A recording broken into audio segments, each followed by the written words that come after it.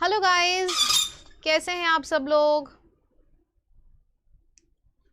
Welcome to this amazing session. And आज का जो सेशन है वो बहुत हेल्पफुल होने वाला है आप सबके लिए।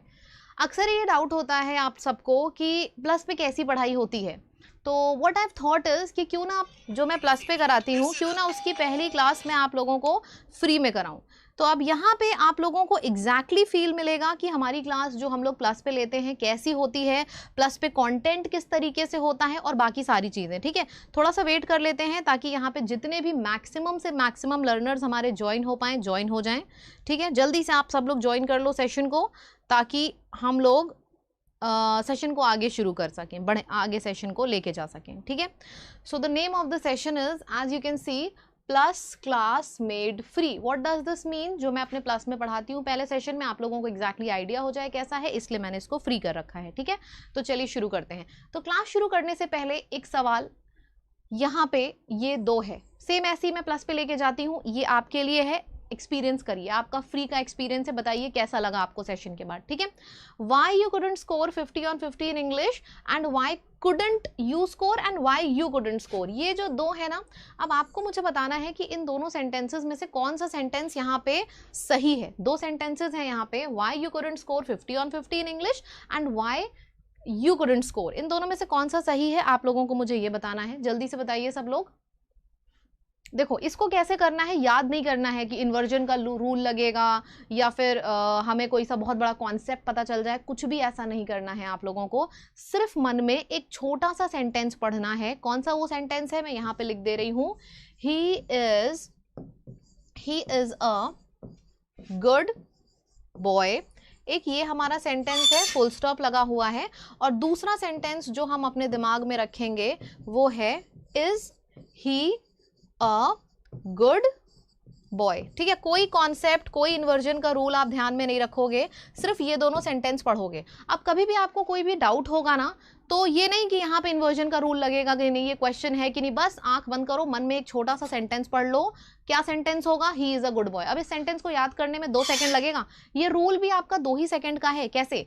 ही इज अ गुड बॉय, ये नॉर्मल सेंटेंस है, देख लो फुल स्टॉप लगा है यहाँ पे। अब ये नॉर्मल सेंटेंस है तो यहाँ पे पहले हमारा सब्जेक्ट आया है फिर वर्ब आया है। ठीक है, अब जो दूसरा सेंटेंस है वो एक क्वेश्चन मार्क है, तो यहाँ पे क्या हुआ है, पहले वर्ब आया है और फिर आपका सब्जेक्ट आया है। यानी कि हम लोगों को कोई कॉन्सेप्ट ध्यान में नहीं रखना है, बस अपनी आंख को बंद करना है 1 मिनट के लिए। कभी भी कोई कंफ्यूजन हो, आंख बंद करो और देखो, he is a good boy, he पहले आया यानी कि पहले सब्जेक्ट होगा नॉर्मल सेंटेंस में। Is he a good boy question mark है यानी कि पहले हमारे सेंटेंस में वर्ब होगा। ठीक है, अब ये दोनों क्वेश्चंस मैंने आपको दिए थे। अब आप बताओ, ये जो दोनों सेंटेंसेस मैंने यहाँ पे लिखे हुए हैं, ये क्वेश्चन है या नॉर्मल सेंटेंस है? आप सब लोग कमेंट सेक्शन में लिख के बताओ। ये दोनों जो हमारे सेंटेंस हैं यहाँ पे, ये हमारे दोनों सेंटेंस क्वेश्चन है। और क्वेश्चन में क्या होता है, अभी हमने देखा पहले वर्ब आता है फिर सब्जेक्ट आता है, यानी कि पहले वर्ब आएगा, कुडंट आएगा, फिर सब्जेक्ट आएगा you, and why couldn't you वाला सही, सेकंड वाला सही और फर्स्ट वाला गलत हो जाएगा। क्यों? समझ में आया किस तरीके से चीज़ों को ध्यान में रखना है, ये समझ में आया आप सबको? ठीक है, चलिए आगे बढ़ते हैं। दूसरा कन्फ्यूजन होता है इंग्लिश की बेसिक क्लास में जो मैं बताती हूँ, सब्जेक्ट और ऑब्जेक्ट के बीच में, ये बहुत कन्फ्यूजन होता है मैक्सिमम लर्नर्स को। ठीक है, तो जो सब्जेक्ट है, कोई भी जो काम करता है वो सब्जेक्ट होगा, और किसी चीज़ के ऊपर अगर काम होता है तो वो ऑब्जेक्ट होगा। ये दोनों चीज़ें क्लियर हुई? यानी कि सपोज मैं आपको पढ़ा रही हूँ तो मैं काम कर रही हूँ ना, ये सब्जेक्ट हो गया। आप लोग पढ़ रहे हो, आपके ऊपर एक्शन हुआ तो आप ऑब्जेक्ट हो गए। ठीक है, जैसे कि ये चीज़ क्लियर है ना यहाँ तक? ठीक है, एग्जाम्पल के तौर पे, मनु इग्नोर तनु। इग्नोर किसने किया? मनु ने इग्नोर किया ना, तो मनु हमारे सब्जेक्ट हो गई, और इग्नोर हुआ कौन? तनु इग्नोर हुआ, तो तनु ऑब्जेक्ट हो गए। यहाँ पे भी मनु ने इग्नोर किया, मनु सब्जेक्ट हो गई। इग्नोर कौन हुए? हर, तो हर ऑब्जेक्ट। यहाँ पे भी ही सब्जेक्ट और तनु ऑब्जेक्ट, यहाँ पे ही सब्जेक्ट और हर ऑब्जेक्ट। यानी कि आपने एक चीज देखी, सब्जेक्ट और ऑब्जेक्ट मैंने यहाँ पे सब में मार्क कर दिया है। आप लोगों ने अगर एक चीज देखी, ध्यान से देखिएगा, बीच में से ये जो इग्नोर वर्ड लिखा है ना, अगर मैं इस इग्नोर वर्ड को काट दूं तो ये जो सब्जेक्ट और ऑब्जेक्ट यहाँ पे लिखा है ये कुछ नहीं है, सिंपली नाउन और प्रोनाउन है। देख लो, मैंने यहाँ से इग्नोर वर्ड को हटा दिया है, तो यही हमारा जो सब्जेक्ट और ऑब्जेक्ट था, ध्यान से देखो, ये नाउन और प्रोनाउन बन गया।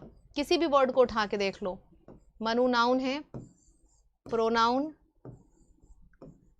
मतलब हमने क्या सीखा यहाँ से कि जो सेंटेंस में सब्जेक्ट और ऑब्जेक्ट होते हैं वो किसकी वजह से बनते हैं, वर्ब की वजह से। अगर सेंटेंस में वर्ब है ही नहीं तो वो जो सब्जेक्ट और ऑब्जेक्ट है वो नाउन और प्रोनाउन बन जाएगा, सिंपल सी बात है।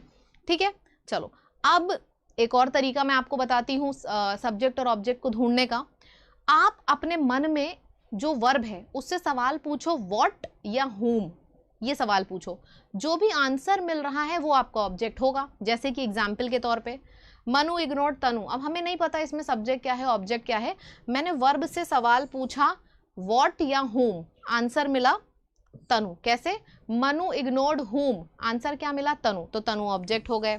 बरखा teaches English, Barkha teaches what, answer क्या मिला इंग्लिश, तो इंग्लिश ऑब्जेक्ट हो गया।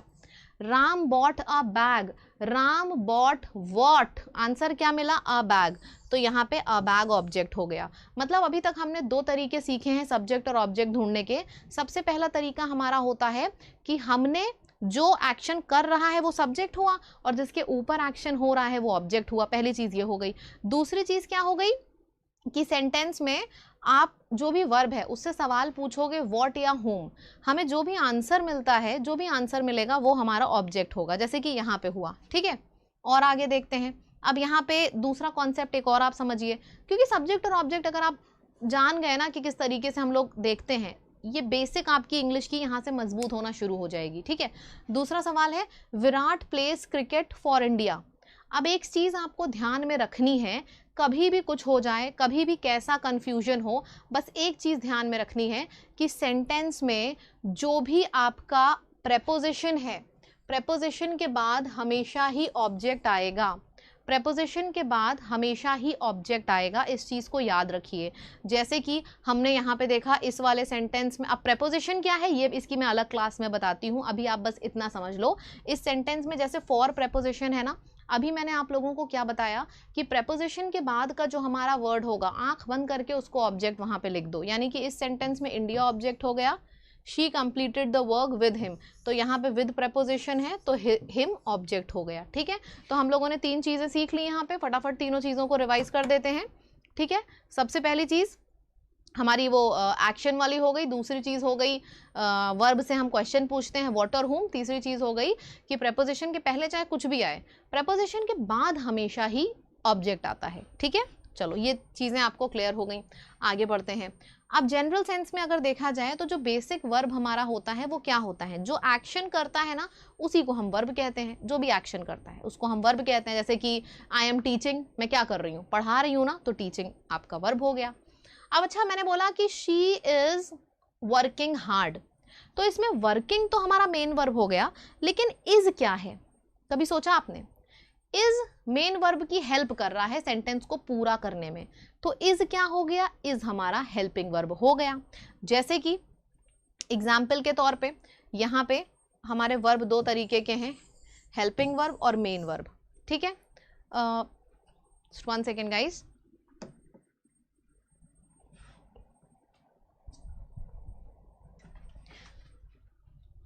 ठीक है, तो ये हमारा हेल्पिंग वर्ब हमारे 27 तरीके के होते हैं, और जो मेन वर्ब है, आप लोग बताओ मेन वर्ब कितने तरीके के होते हैं? हेल्पिंग वर्ब तो हमारे 27 तरीके के होते हैं, मेन वर्ब कितने तरीके के होते हैं? कमेंट सेक्शन में एक्टिव रहिए, मेरे प्लस बैच में भी कमेंट सेक्शन में बहुत ज़्यादा एक्टिव होते हैं स्टूडेंट्स, तो प्लीज़ आप लोग एक्टिव रहो, बहुत से क्वेश्चन आंसर करो ना। यहाँ पे क्या होता है, मेन वर्ब कितने तरीके के होते हैं? मेन वर्ब हमारे 3 तरीके के होते हैं, लेकिन आप किताबों में तो देखते हो कि यहाँ पे इस तरीके से लिखा रहता है V1 V2 V3 V4 V5, तो 3 तरीके के कैसे हुए हेल्पिंग वर्ब? अगर 3 तरीके के हैं तो ये V4 और V5 क्या है फिर बताइए? हेल्पिंग वर्ब हमारे 3 ही तरीके के होते हैं, V1 V2 और V3, तो फिर ये V4 और V5 क्या है? ये V4 और V5 वर्ब का सिर्फ एक फॉर्म है जो हम किसी चीज को डिनोट करने के लिए यूज करते हैं। जैसे कि अगर मैंने बोला वर्ब का आईएनजी फॉर्म, सपोज मैंने बोला वर्ब का आईएनजी फॉर्म, तो मैं वर्ब का आईएनजी फॉर्म बार बार थोड़ी ना बोलूंगी, मैं शॉर्ट में बोल दूंगी कि भाई V4 लिखो यहाँ पे, अगर मुझे बोलना है वर्ब का एस और ई एस फॉर्म, तो मैं आपसे शॉर्ट में बोल दूंगी कि वर्ब का एस और ई एस फॉर्म लिखो आप लोग यहाँ पे, ठीक है। तो यही सब हमारे V4 और V5 होता है। अगर आप सिर्फ मुझसे पूछोगे कि मैम इतना बताइए मेन वर्ब कितने तरीके के होते हैं, तो मेन वर्ब हमारे होते सिर्फ 3 तरीके के हैं, V1, V2, V3, गो, वेंट, गॉन। तो फिर ये V4 और V5 क्या है? V4 और V5 मेन वर्ब का टाइप नहीं है, ये सिर्फ डिनोट करने के लिए यूज होता है। जैसे कि V4 को बोलते हैं ING फॉर्म वर्ब का, और V5 को बोलते हैं वर्ब का S और ES फॉर्म, ठीक है। ये हमारे सारे तरीके हो गए। इसके आगे अब यहाँ पे जैसे कि आप देख रहे हो हेल्पिंग वर्ब हमारे 27 तरीके के होते हैं, ठीक है। अब मैं ऐसा प्लस क्लास में भी करती हूँ, तो यहाँ पे भी करूँगी क्योंकि इसका नाम है प्लस क्लास मेड फ्री। तो आप सबसे मैं एक सवाल पूछना चाहती हूँ, हेल्पिंग वर्ब 27 तरीके के होते हैं, इन 27 तरीके के हेल्पिंग वर्ब क्या क्या हैं और उनका यूज़ यहाँ पे कितने लोग हैं जिनको नहीं आता है? हेल्पिंग वर्ब 27 तरीके के होते हैं, अगर आपको 26 भी आता है तो भी आप लिखोगे मैम हमें नहीं आता। 27 के 27 हेल्पिंग वर्ब और उनका यूज कितने लोगों को नहीं आता है? कमेंट सेक्शन में लिखो मैम नहीं आता है, लिखिए कमेंट सेक्शन में। ओके, तो आप लोग देख सकते हो यहाँ पे कमेंट में मैक्सिमम लोगों को नहीं आता है, ये चीज आपने देखी, मैक्सिमम लोगों को यहाँ पे नहीं आता है कि वर्ब के 27 हेल्पिंग वर्ब क्या हैं, उनका यूज़ तो भूल ही जाओ, बहुत दूर की बात है।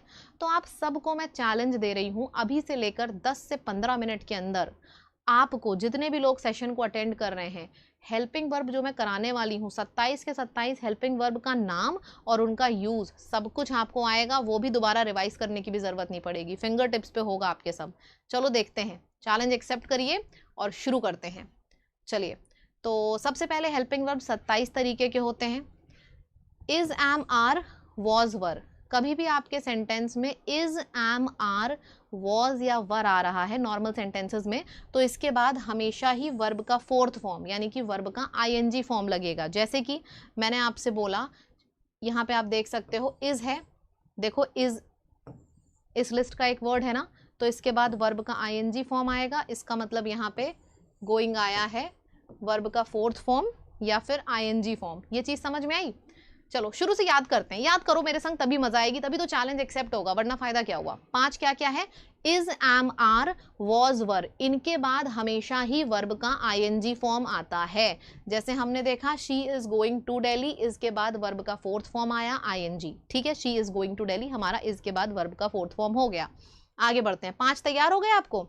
5 हेल्पिंग वर्ब याद हो गए? कैसे याद करना है? Is, am, are, was, were, इसके बाद हमेशा ही वर्ब का फोर्थ फॉर्म आता है, ठीक है। चलो ये प्रिपेयर हो गया, आगे बढ़ते हैं। इसके बाद दूसरी चीज, डू, डज और डिड। डू, डज, डिड, चाहे दुनिया इधर की उधर हो जाए, अगर आपके सेंटेंस में डू, डज और डिड आ रहा है तो इसके बाद हमेशा ही वर्ब का फर्स्ट फॉर्म आता है। वर्ब का फर्स्ट फॉर्म क्या है अभी मैं आपको बता चुकी हूँ। चलो, जैसे कि एग्जाम्पल के तौर पे he did helped the poor. अब हेल्प्ड वर्ब का फर्स्ट फॉर्म है, नहीं है, मतलब ये सेंटेंस गलत हो गया, हेल्प्ड की जगह पे हेल्प आ जाएगा, ठीक है। तो हमारे कितने हेल्पिंग वर्ब याद हो चुके हैं? 8।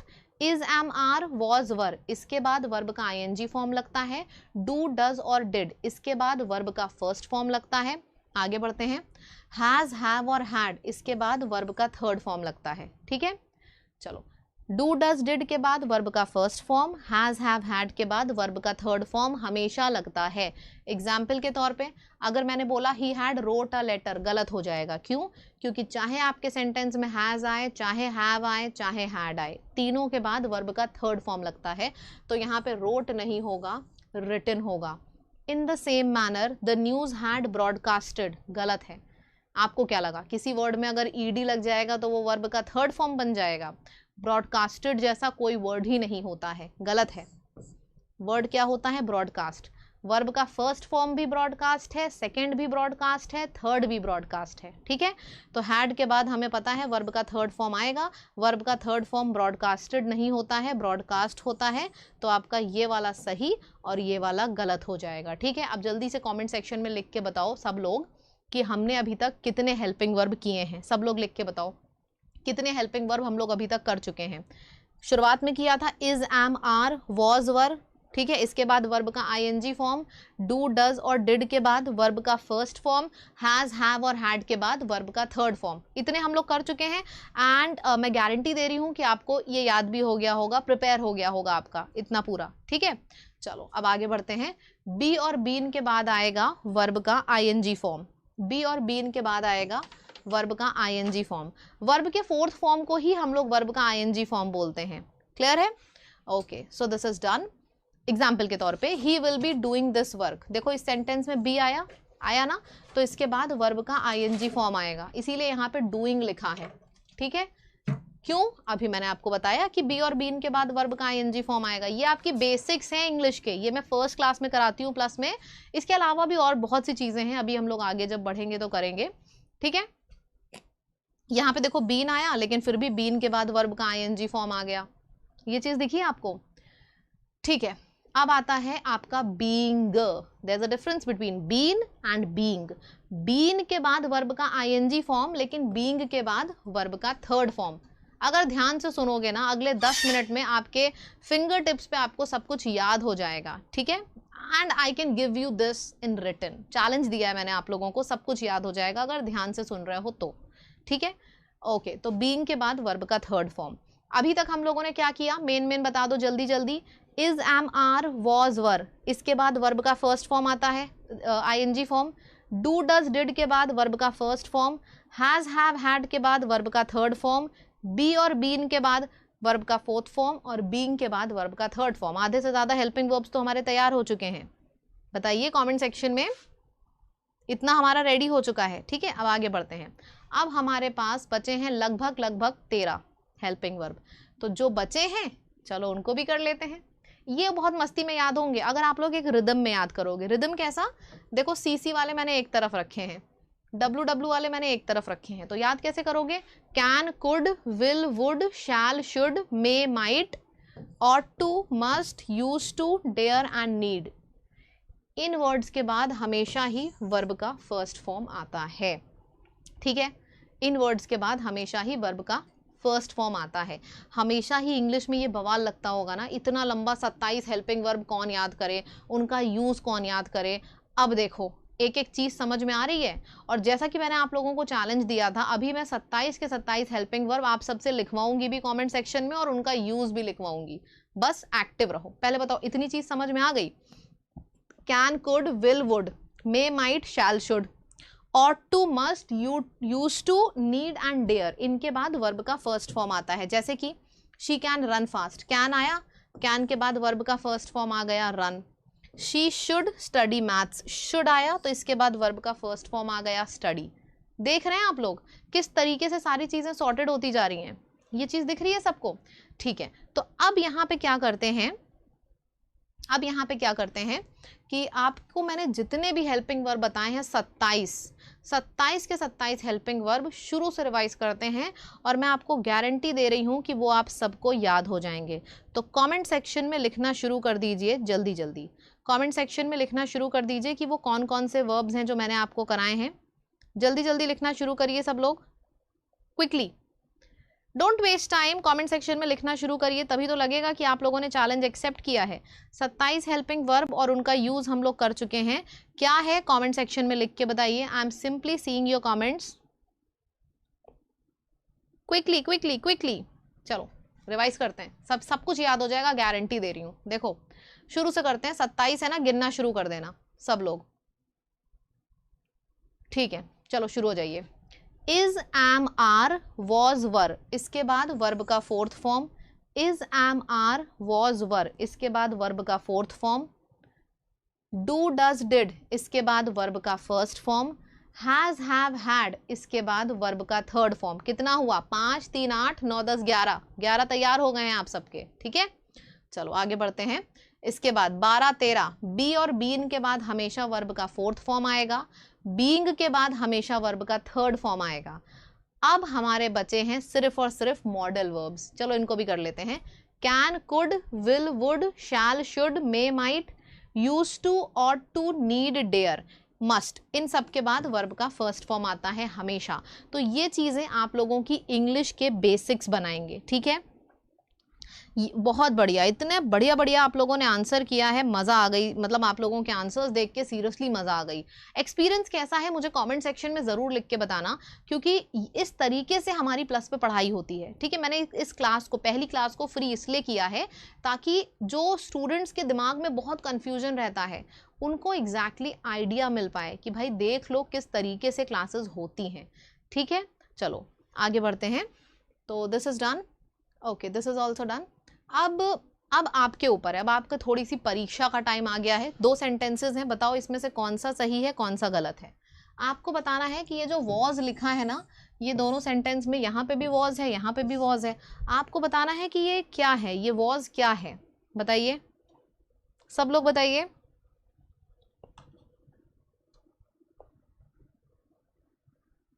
बहुत अच्छा, आप लोगों का रिस्पॉन्स बहुत अच्छा है, वेरी गुड। आप लोग सोच रहे होगे कि अभी अभी हमने किया इज, एम, आर, वॉज, वर, ये तो हेल्पिंग वर्ब है, यही सोच रहे होगे ना। चलो आपका ये कंफ्यूजन दूर करते हैं।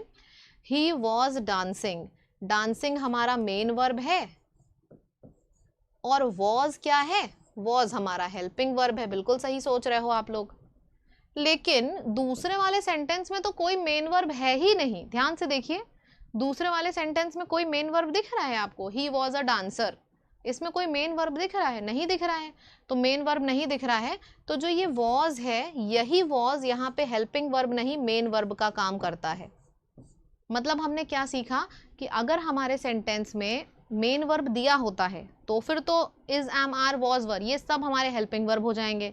लेकिन कई बार ऐसा होता है कि सेंटेंस में मेन वर्ब दिया ही नहीं होता है, बहुत बार ऐसा होता है। ठीक है, जैसे she was a good girl, he was a bad boy, he was a hard working boy, main verb दिया ही नहीं है लेकिन फिर भी वॉज आया है। तो ऐसे सेंटेंसेस में जो वॉज है ना, वो हेल्पिंग वर्ब नहीं मेन वर्ब बन जाता है। ठीक है, और कंफ्यूजन दूर करते हैं आप लोगों का। देखिए इस तरीके से प्लस में नोट्स दिए जाते हैं, इंग्लिश प्लस हिंदी को मिक्स करके, ताकि आप लोगों को कुछ लोड ना लेना पड़े। बस एक बार आप जैसे चंपक नहीं पढ़ते थे वैसे ही पूरी PDF पढ़ते चले जाओ और आपको सारी चीज़ें लिखी हुई मिलती हैं प्लस पे। इसी तरीके से मेरी इंग्लिश पढ़ाने का तरीका थोड़ा डिफरेंट है, मैं इंग्लिश भी हिंदी में पढ़ाती हूँ, देख लीजिए आप लोग। हिंदी में मैंने प्रॉपर लिख रखा है ताकि एक बार आप पढ़ोगे और आपको पूरा समझ में आ जाएगा। ठीक है, चलो एक बार ये 4 सेंटेंसेस दिए हैं, इन चारों सेंटेंसेस को करिए, जितना अभी तक सीखा है सारी नॉलेज को लगाइए और करिए यहाँ पे quickly.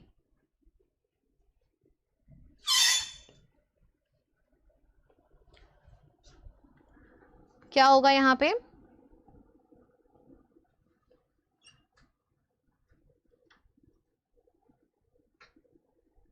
Very good Manoj, very good. आप लोग आंसर तो कर रहे हैं and this is really very good कि आप लोग आंसर कर रहे हो, सभी लोग बहुत अच्छे से। कॉन्सेप्ट समझते हैं। पहले वाले सेंटेंस में राहुल इज डांसिंग दिया हुआ है, राहुल इज डांसिंग। ठीक है, तो डांसिंग क्या है, काम हो रहा है ना, डांसिंग हमारा मेन वर्ब हो गया। तो यहाँ पे जो इज है, इज हमारा हेल्पिंग वर्ब है। लेकिन इस वाले सेंटेंस में तो कोई मेन वर्ब है ही नहीं। Rahul is a doctor, Rahul is a sportsman, Rahul is a cricketer, इसमें तो कोई मेन वर्ब है ही नहीं। आपको दिख रहा है कोई मेन वर्ब नहीं है। तो ऐसे सेंटेंसेस में जहां मेन वर्ब नहीं होता है तो यही इज क्या हो जाएगा, यही इज हमारा मेन वर्ब की तरह एक्ट करने लगता है। ठीक है, इसके बाद दे हैव अ पेन। अब यहाँ पे कोई मेन वर्ब नहीं है, पेन वर्ब थोड़ी ना है, पेन तो नाउन है। तो इस वाले सेंटेंस में कोई मेन वर्ब है ही नहीं, दे हैव अ पेन। तो जो हैव है यही हमारा मेन वर्ब बन जाता है। दे हैव रेड, अब यहाँ पे काम हो रहा है तो रेड हमारा मेन वर्ब है, तो यहाँ पे हैव क्या हो गया, हैव हेल्पिंग वर्ब हो गया।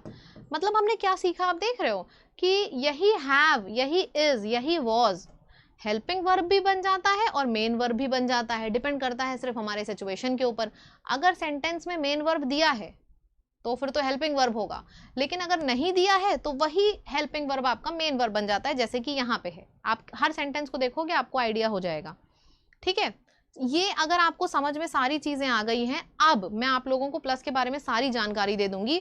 अगर आपको अच्छा फील हुआ है, पहले मुझे ये बताओ जितना आपने पढ़ा, मैं आपको रिव्यूज वगैरह सब दिखा दूंगी मेरे बैचेस के क्या हैं, लेकिन आप ये बताओ आपको समझ में आया एक एक चीज जो मैंने क्लास में कराई है अभी, वो सारी चीज़ें अगर आपके फिंगर टिप्स पे हैं, मतलब बिना रिवाइज किए अगर आपको याद हो गई हैं, तो फिर तो कुछ बात भी है, अदरवाइज फिर क्या बात है बताइए। जो भी मैंने कराया वो सब कुछ अच्छे से समझ में आया। कोई डाउट वाउट हो तो आप पूछ सकते हो। वैसे आई मेक श्योर कि मेरी क्लास ख़त्म होने तक सारे डाउट्स अपने आप ख़त्म हो जाएं, लेकिन फिर भी अगर कोई डाउट है तो आप लोग बिल्कुल पूछ सकते हो। अगर नहीं है तो मैं आपको दिखा दे रही हूँ अपने बैचेस के व्यूज़ के बारे में। आप लोग देख लो मेरे बैचेस के जो व्यूज़ हैं, रियल लाइव लर्नर्स ने जो दिए हैं, इस तरीके से प्लस पे क्लासेस होती हैं। मैंने एग्जैक्टली स्क्रीनशॉट डाला हुआ है, इस तरीके से क्लासेस होती हैं। साइड में कमेंट्स आप लोग करते हो, ये मेरी फ़ोटो है और यहाँ पे मैं पूरा पढ़ाती हूँ, तो आप लोग इसको देख सकते हो किस तरीके के कमेंट्स हैं, पढ़ सकते हो इसको।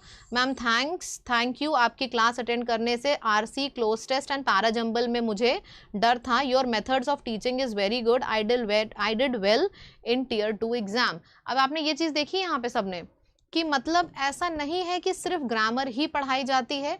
जो मेरे बैचेस होते हैं उसमें आपको रीडिंग कॉम्प्रीहेंशन, जिसमें सबसे ज़्यादा डर होता है, मुझे ये भी पता है कि यहाँ पे बहुत से लर्नर्स को reading comprehension, para jumble, cloze test, इन सब चीज़ों में बहुत डर लगता होगा।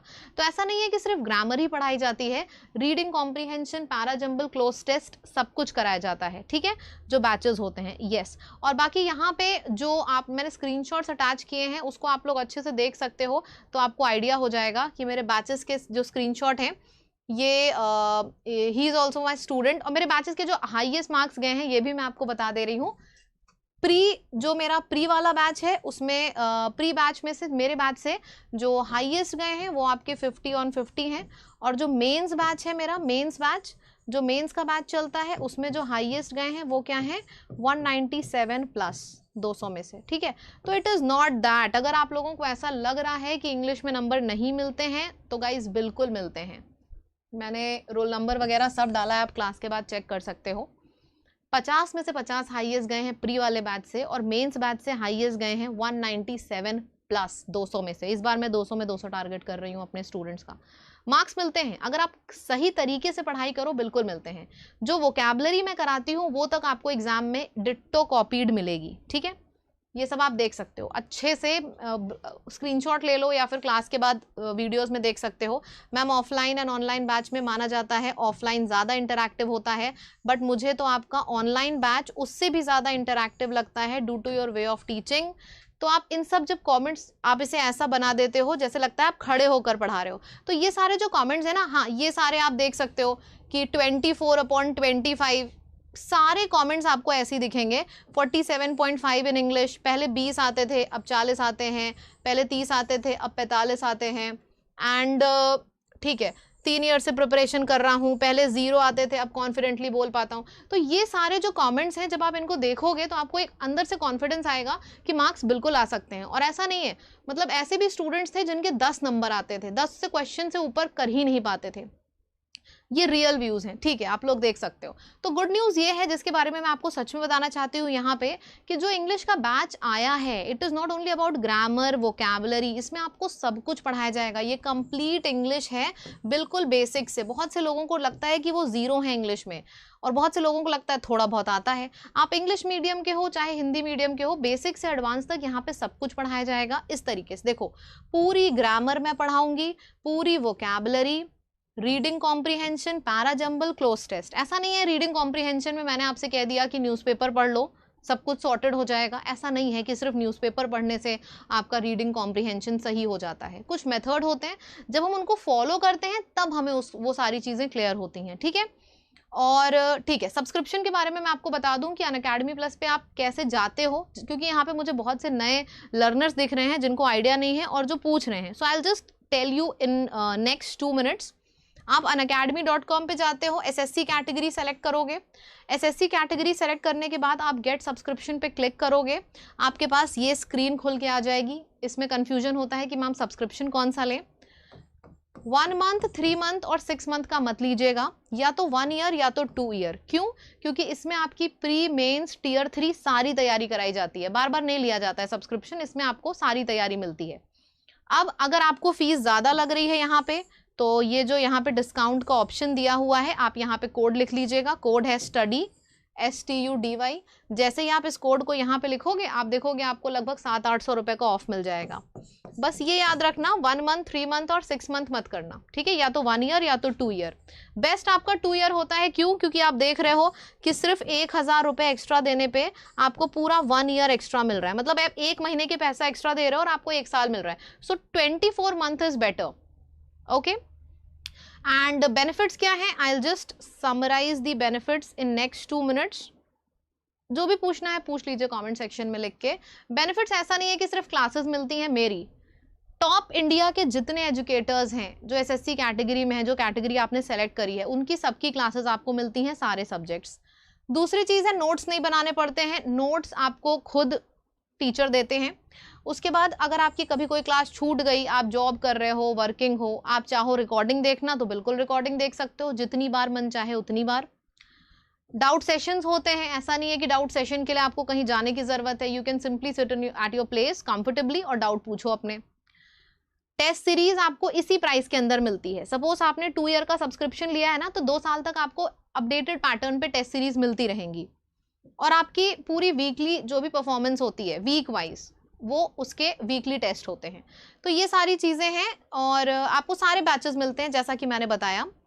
मैंने और भी कमेंट्स अटैच किए हैं, आप सेशन के बाद इसको चाहो तो सारे कमेंट्स को देख सकते हो, पढ़ सकते हो सेटिस्फाई होने के लिए। ये सारे मेरे प्लस बैच के ही कमेंट्स हैं। You just have to remember one thing कि once you are in the plus, आपकी कंप्लीट प्रिपरेशन होती है, कंप्लीट प्रिपरेशन बैचेस होते हैं, उसमें अलग अलग टाइम पे आप प्रिपेयर करते हो और आप कॉन्फिडेंटली एग्जाम को देते हो, ठीक है। इट्स नॉट दैट कि आप 3-4 साल एक ही एग्जाम के लिए प्रिपेयर कर रहे हो। So these are the things. किसी को और कोई डाउट है?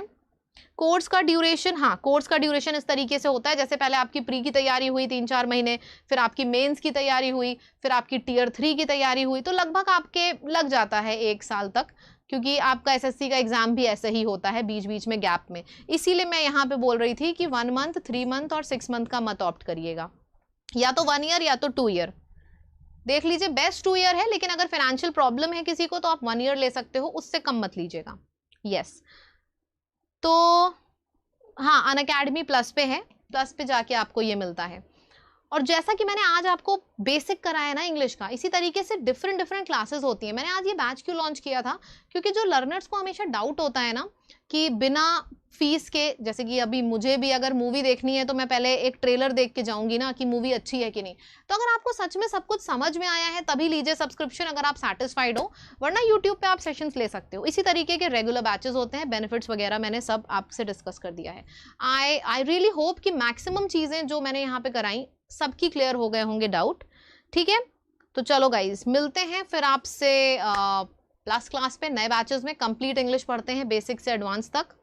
मैं डिस्क्रिप्शन में लिंक भी डलवा दूंगी, आपको इतना नहीं करना है, डायरेक्टली डिस्क्रिप्शन पे लिंक पे क्लिक करके आप डायरेक्टली पेज पे पहुंच सकते हो। एनरोल